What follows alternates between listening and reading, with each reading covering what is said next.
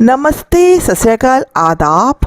आप सबका हमारी कहानी के इस भाग में स्वागत है और आशा करती हूँ ये कहानी आपको पसंद आएगी। कहानी है क्यों माता सीता को दूर रहना पड़ा था श्री राम जी से। एक बार सीता जी अपनी सहेलियों के साथ जनक जी के महल के बगीचे में मनोरंजन के लिए गई। वहाँ एक पेड़ पर उन्होंने एक तोते के एक जोड़े को देखा। दोनों आपस में बात कर रहे थे। एक ने कहा कि अयोध्या में एक सुंदर और प्रतापी कुमार है जिसका नाम श्री राम है, उनसे सीता जी का विवाह होगा। श्री राम 1000 वर्षों तक इस धरती पर राज्य करेंगे। सीता और राम दोनों एक दूसरे के जीवन साथी की तरह इस धरती पर सुख से जीवन बिताएंगे। सीता जी ने जब अपना नाम सुना तो दोनों पक्षी की बात और गौर से सुनने लगी। उन्हें अपने जीवन के बारे में और बातें सुनने की इच्छा हुई।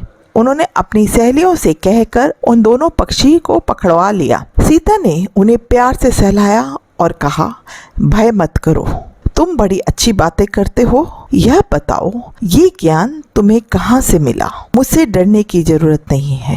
दोनों का डर समाप्त हो गया। वे समझ गए कि यह स्वयं सीता जी हैं। दोनों ने बताया कि वाल्मीकि नाम के एक महर्षि हैं, वे उनके आश्रम में रहते हैं। वाल्मीकि रोज श्री राम और सीता के जीवन की चर्चा करते हैं। उन्होंने वही यह सब सुना है जो अब उन्हें याद हो गया है और रट गया है। सीता ने और पूछा तो तोते ने कहा, दशरथ पुत्र श्री राम शिव का धनुष भंग करेंगे और सीता उन्हें पति के रूप में स्वीकार करेंगी। तीनों लोक में यह अद्भुत जोड़ी बनेगी। सीता पूछती जाती और तोता उनके उत्तर देता जाता। दोनों थक गए। उन्होंने सीता से कहा, यह कथा बहुत बड़ी है, कई महीने लगेंगे इसे सुनाने में। दोनों उड़ने को तैयार हुए। यह देख सीता ने कहा, तुमने मेरे भावी पति के बारे में बताया, उनके बारे में बड़ी जिज्ञासा हुई है। जब तक श्री राम आकर मेरा वरण नहीं करते, मेरे महल में तुम आराम से रहकर सुख भोगो। इस पर तोती ने कहा, देवी, हम वन के प्राणी हैं, पेड़ों पर रहते सब जगह घूमते हैं। मैं गर्भवती हूँ, मुझे घोंसले में जाकर अपने बच्चों को जन्म देना है। सीता जी नहीं मानी। जब सीता जी नहीं मानी तब तोते ने कहा, आप जिद न करें, जब मेरी पत्नी बच्चों को जन्म दे देगी तो मैं स्वयं आकर शेष कथा सुनाऊंगा। अभी तो आप हमें जाने दें।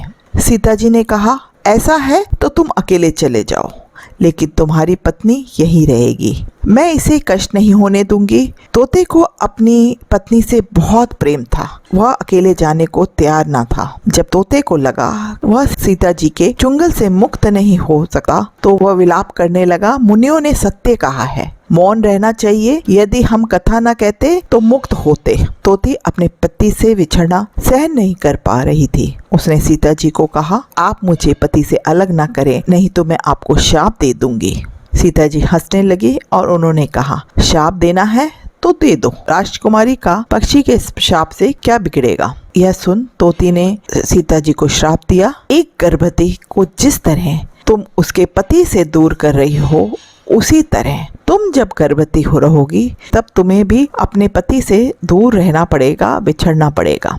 शाप देकर तोती ने प्राण त्याग दिए। पत्नी को मरता देख तोता क्रोध में बोला, अपनी पत्नी के वचन सत्य करने के लिए मैं ईश्वर को प्रसन्न कर श्री राम के नगर में जन्म लूंगा और अपनी पत्नी का शाप सत्य करने का माध्यम बनूंगा। वही तोता बाद में अयोध्या का धोबी बना, जिसने झूठा लांछन लगाकर श्री राम को इस बात के लिए विवश किया कि वह सीता को अपने महल से निष्कासित कर दे।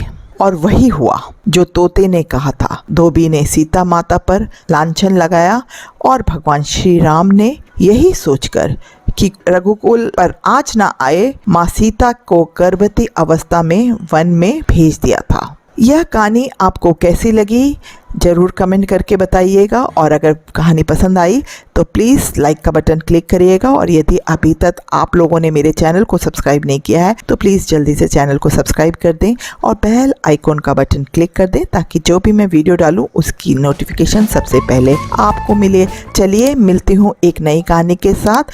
जब तक के लिए राम राम, शब्बा खैर, अपना ध्यान रखिएगा।